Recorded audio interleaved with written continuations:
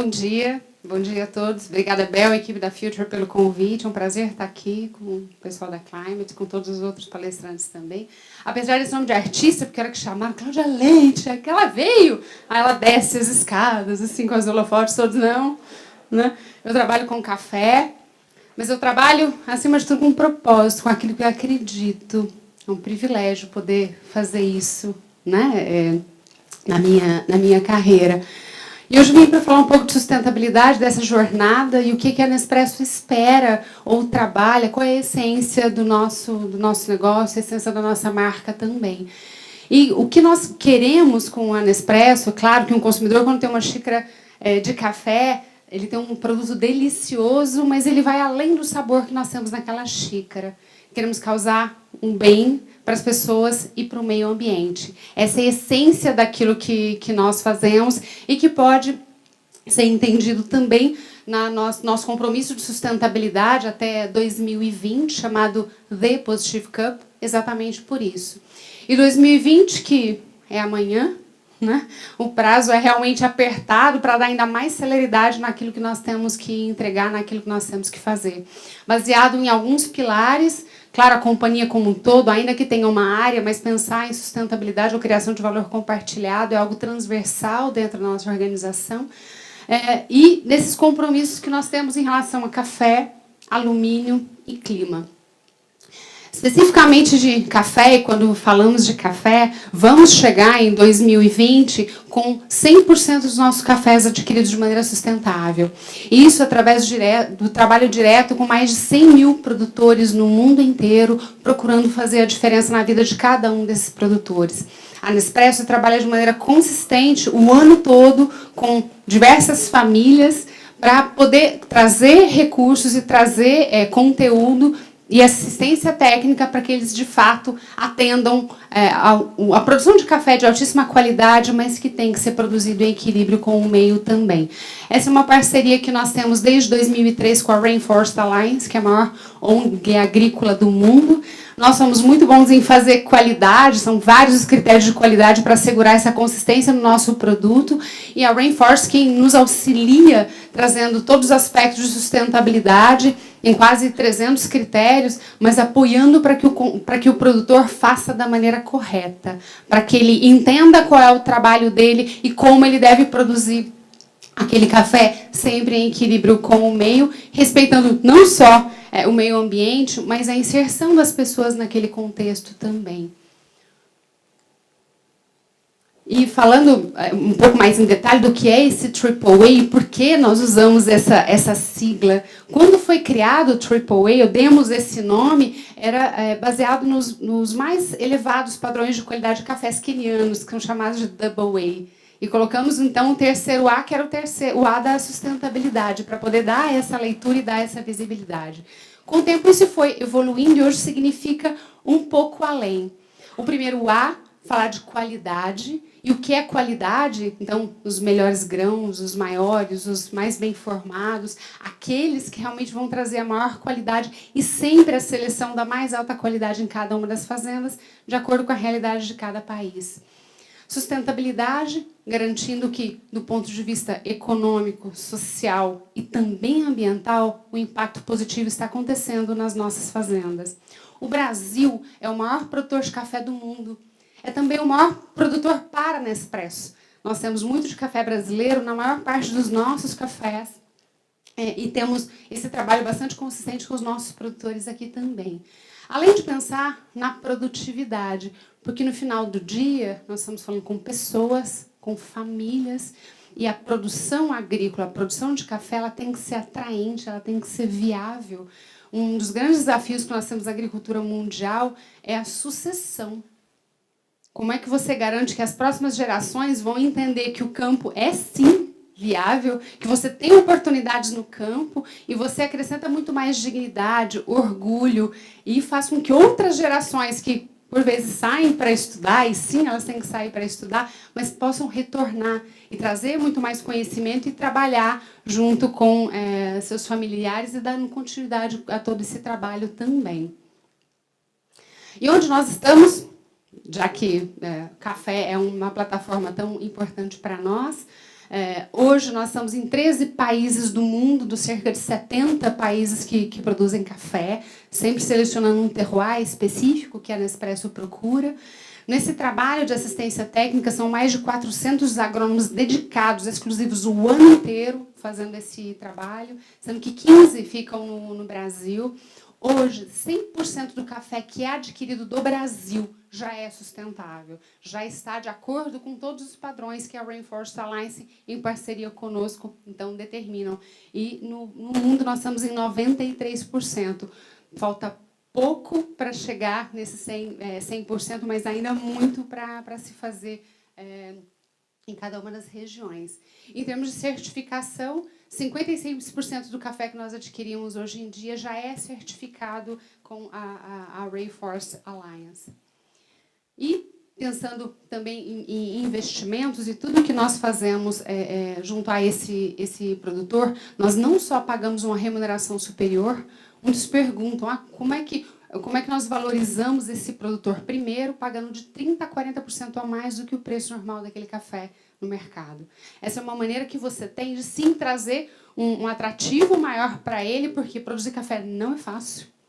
Produzir café de qualidade é difícil. Produzir café de qualidade e de maneira sustentável é ainda mais difícil. Então, você tem que dar, sim, um atrativo para aquele produtor, para que ele possa seguir e possa reinvestir também naquela fazenda. E aqui trazemos um pouco desses nossos trabalhos e dos investimentos que fazemos também em projetos.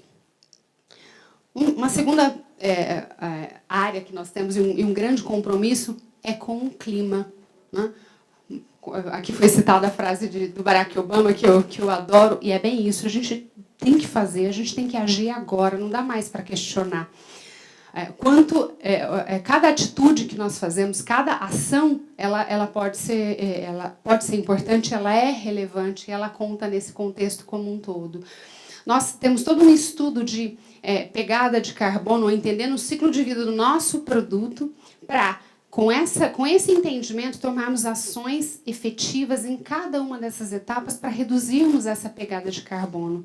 Claro que aqui falando de aquecimento global e pensando desde o início da cadeia, quando nós temos a nossa fazenda, até o pós-consumo, onde as cápsulas serão, então, recicladas. Desde 2009, nós colocamos uma meta para reduzir 28% essa pegada de carbono na nossa xícara. Mas são duas ações importantes aqui, que uma, sim, é reduzir a pegada de carbono em cada atitude, em cada ação que nós temos, e cada uma vale, mas, em cima disso, neutralizar aquilo que nós ainda emitimos. Porque qualquer atividade humana, desde respirar, né, seja uma atividade individual, uma atividade coletiva, industrial, qualquer uma delas, ela tem um impacto, ela gera carbono. E como é que nós reduzimos e neutralizamos toda essa emissão? Então, chegaremos em 2020 com 100% de neutralização das nossas operações através do plantio de árvores nas fazendas ou nas áreas onde nós temos produção de café. E pensando nessa pegada de carbono, e aqui até para tirar alguns mitos, porque existem muitos mitos, muitas informações que às vezes desconectam com aquilo que são os fatos. E aqui trago alguns desses estudos para vocês poderem conhecer. Olhando a pegada de carbono de todo o ciclo de Nespresso, as duas etapas que mais contribuem com essa pegada são exatamente a produção de café, e aqui nós estamos falando da fazenda, da produção agrícola, principalmente pelo ciclo do carbono e do nitrogênio, e daí a importância de você fazer com que o café seja produzido em equilíbrio com o meio em cada uma dessas fazendas. E a segunda etapa é o uso da própria máquina. Então, a máquina em si, a preparação do café, quando você coloca aquela cápsula e faz, então, aquele café. E, claro que nós tomamos ações em cada uma dessas etapas, mas essas são as duas que mais ofendem o nosso resultado, a nossa pegada de carbono, e temos ações concretas para que elas possam reduzir. Uma delas, quando falamos de máquinas, temos máquinas cada vez mais sustentáveis. E as máquinas de Nespresso, por exemplo, elas são extremamente robustas e 40% mais eficientes que o padrão mais eficiente europeu. E ainda assim, Sabemos que temos muito para poder desenvolver e chegarmos nessa máquina que é cada vez mais sustentável. Muitos acham que a parte de transportes, né, pega o café que vem de um país e manda para a Suíça, onde ficam as nossas fábricas ficam lá e depois voltam. Acredito que essa é a etapa que mais contribui com a pegada de carbono, e de fato não. Mas ainda assim, ela também tem que ser repensada, ela também tem que ser reduzida. E o próprio pós-consumo, pensando na reciclagem, depois que você tem um resíduo, hoje ele contribui com 5% de toda a pegada de carbono que nós temos também. Especificamente em relação às máquinas, o que nós estamos fazendo, então, em relação às máquinas? Primeiro, as máquinas de Nespresso elas são extremamente robustas. Elas são concebidas para preparar um grande número de cafés, especificamente 9.000 doses de café. É café, né, gente? É muito café para se consumir.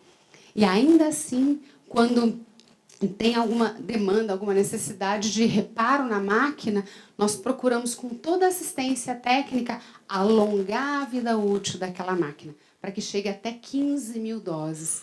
Queremos que o consumidor fique ao máximo com aquela máquina, porque isso também é pensar em sustentabilidade. E ainda assim, quando aquela máquina não é mais viável, nós reciclamos. Hoje, 95% das peças da máquina já são recicláveis. 40% das peças de plástico das nossas máquinas já são feitas de plástico reciclado. Então, são todas iniciativas que ajudam a reduzir essa pegada de carbono. Uma máquina de entrada, ou aquela mais básica, hoje tem metade das peças e metade do peso que tinha uma máquina há 10 anos atrás. Então, é todo um investimento em inovação e renovação, garantindo que, sim, o café na xícara vai ser sempre com a mesma qualidade e cada vez mais sustentável também. Modo de economia de energia, e aí vai com tantas das facilidades que nós temos trazido também para as nossas máquinas. Quando um cliente tem algum problema com a máquina, temos todo o conserto em domicílio também, com a nossa equipe preparada, e é possível fazer essa coleta de cápsulas com a nossa equipe técnica. Essa é uma das iniciativas que começamos há alguns anos com os nossos clientes da linha profissional, cujas cápsulas também são recicláveis. E colocamos no mercado, hoje temos 3 veículos elétricos, sendo 2 em São Paulo, 1 no Rio de Janeiro. E nesses clientes profissionais, nós vimos que diferentes empresas tinham um consumo muito parecido. Toda semana elas pediam um determinado volume e resolvemos fazer uma entrega racionalizada, então planejada, e com isso, aquele caminhão que já vai fazendo a entrega, ele já vai fazendo também a coleta. E aqui faço uma autocrítica, não uma crítica à própria Nespresso, que nós somos péssimos em comunicar aquilo que nós fazemos. Faz pouco mais de um ano que nós adesivamos esse carro. Até então, ele andava sem adesivo nenhum, porque a preocupação não era comunicar, era encontrar cada vez mais uma entrega que fosse verde, que fosse coerente com aquilo que nós fazemos, e não era comunicar, porque às vezes se comunica mais do que se faz. Nós fazemos muito mais do que falamos, e precisamos falar mais, sim. E não tem problema nenhum a gente falar, e dá muito mais transparência e visibilidade àquilo que nós estamos fazendo. E hoje, quando tem um congestionamento, e acontece muito em São Paulo e no Rio, nós também temos, e se ocasionalmente o carro está perto, né, esse carro está perto, eu confesso que eu fico feliz quando vejo que mais pessoas podem ver essa iniciativa também. E hoje, cerca de 10% das nossas entregas, um pouco mais, já são entregas verdes como essa daqui. Assim como a entrega em bicicleta. Hoje são 50 bairros na cidade de São Paulo, 34 no Rio de Janeiro, que o consumidor pode selecionar essa opção para ter uma entrega rápida, e ele pode deixar as suas cápsulas também com aquele ciclista. E não é só colocar em bicicleta, mas assegurar que essas pessoas que estão na bicicleta vão chegar em segurança, vão chegar bem, vão voltar para casa bem também.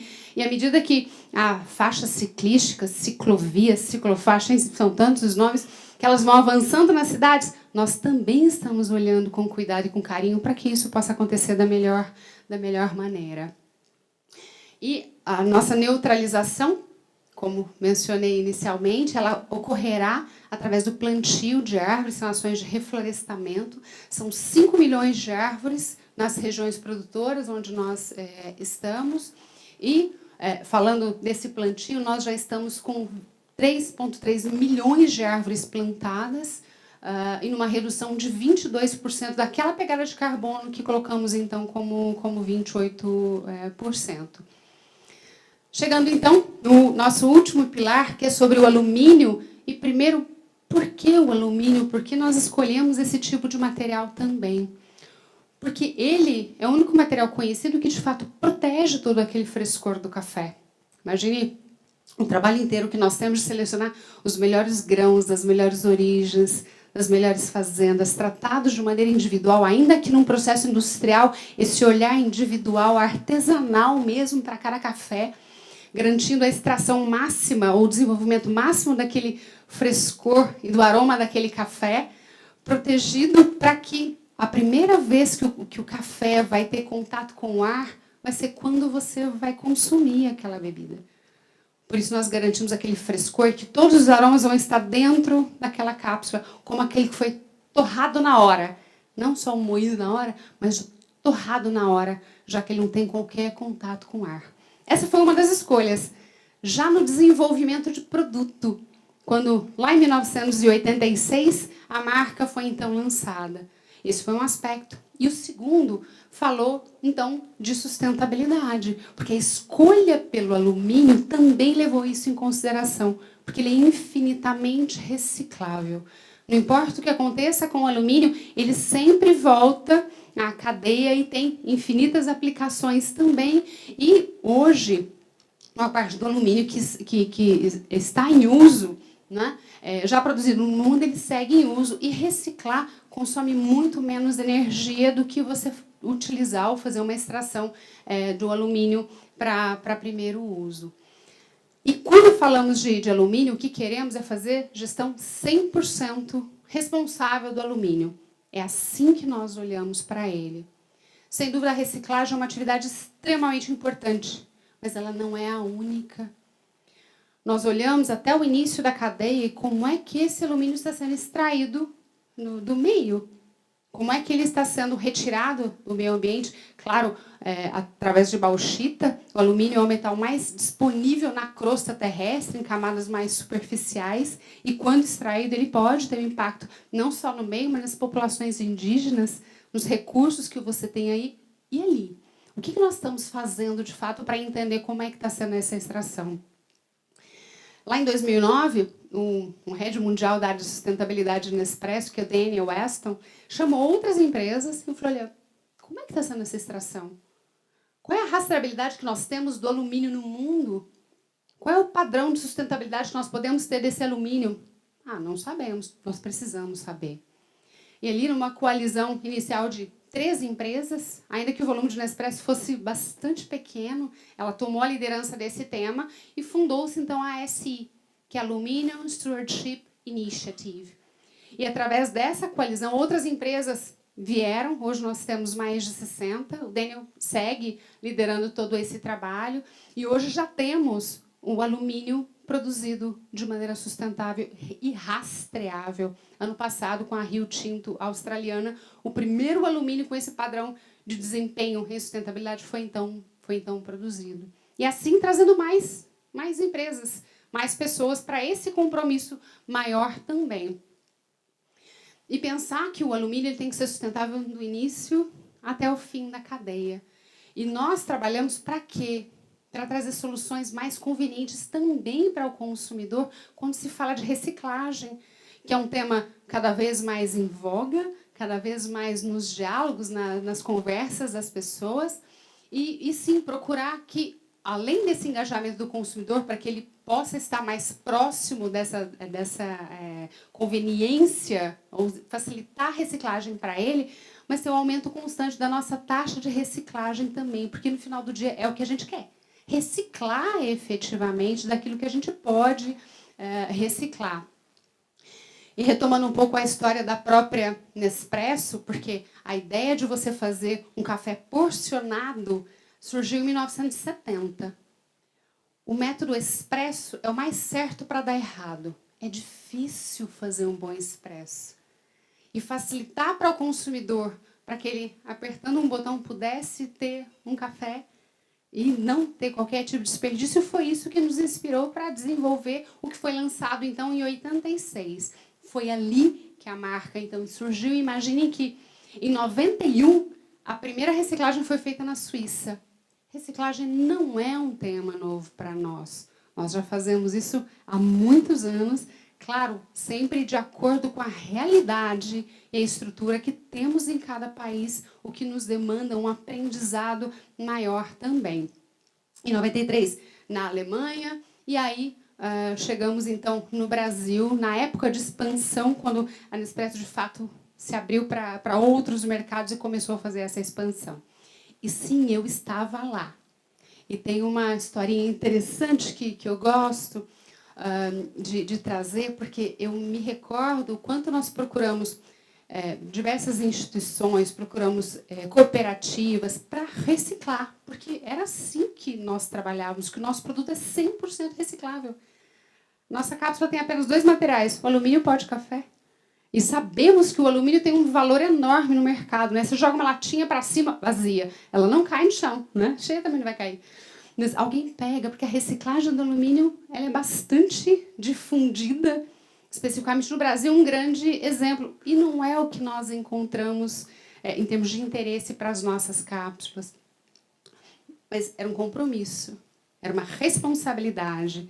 E quando o nosso consumidor trazia para nós voluntariamente, porque ele já sabia lá de fora que nós reciclávamos, nós guardamos essas cápsulas. Assim como todas as cápsulas que degustávamos nas nossas boutiques, nós também guardamos. Nós ainda não incentivávamos nem comunicávamos proativamente com o consumidor, porque a reciclagem efetivamente não acontecia ainda, mas nós sabíamos que nós íamos reciclar. Isso ficou no nosso centro de distribuição lá em São Bernardo do Campo, durante 5 anos, para ser mais precisa, quando a reciclagem de fato foi realizada. E a equipe lá do Centro de Distribuição de São Bernardo, no nosso cangote, falou, que hora que esse lixo vai sair daqui? Ele vai sair no momento certo. E nós guardamos por 5 anos. Porque tem muitos que pensam, guardei, a cápsula estragou, perdeu a reciclabilidade. Nunca. Nós guardamos por 5 anos e conseguimos efetivamente implementar e fazer essa reciclagem. E veja, reciclagem não é só separar o material, é pensar na cadeia como um todo. E isso, no nosso programa de sustentabilidade, esse compromisso ele foi relançado em 2014. E muitos questionam também por que um café porcionado.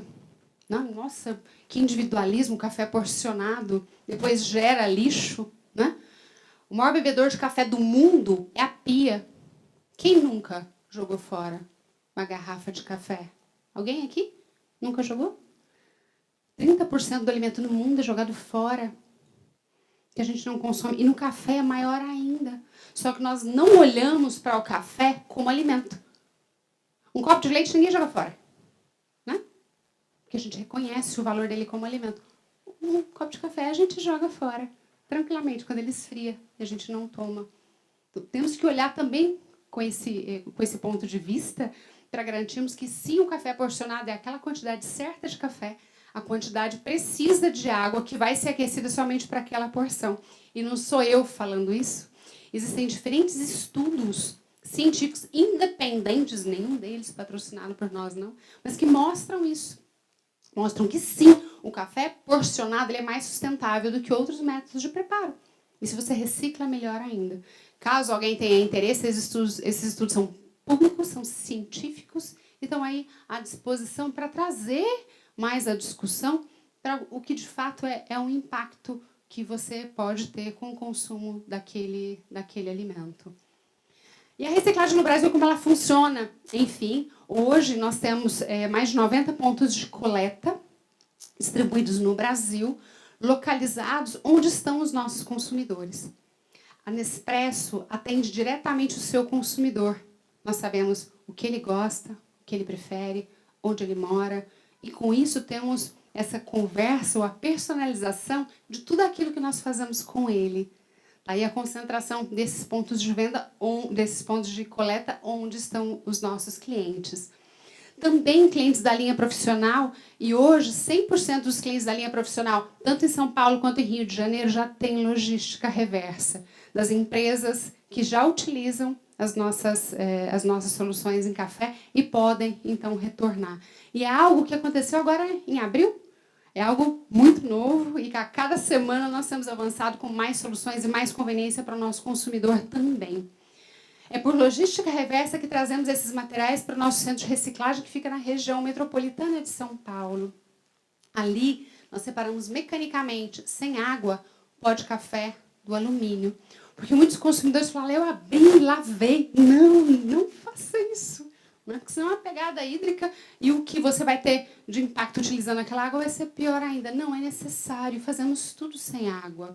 E damos o destino ambientalmente correto para os dois materiais. O alumínio ele volta para a cadeia de alumínio, podendo virar diferentes materiais, desde esquadria metálica para porta, janelas, aros de bicicleta, peças de motor de carro. São infinitas as aplicações que nós temos naquele alumínio, enquanto o pó de café ele é compostado para virar, então, adubo orgânico. E assim nós fechamos 100% do ciclo, garantindo que tudo vai ser destinado da maneira correta. Já aproveito para deixar aqui o convite, porque o espaço é aberto à visitação. Começamos esse trabalho no ano passado e mais de 1.000 pessoas já foram até o nosso espaço também. E outras aplicações, o que ele vira? E aqui para trazer essa materialidade para o consumidor. Muitos querem saber, vira o quê? O que pode virar aquele alumínio? Tanto aqui algumas aplicações que nós tivemos em parceria com a Victorinox, Suíça. Esse canivete tem a lateral feita com 24 cápsulas Nespresso recicladas.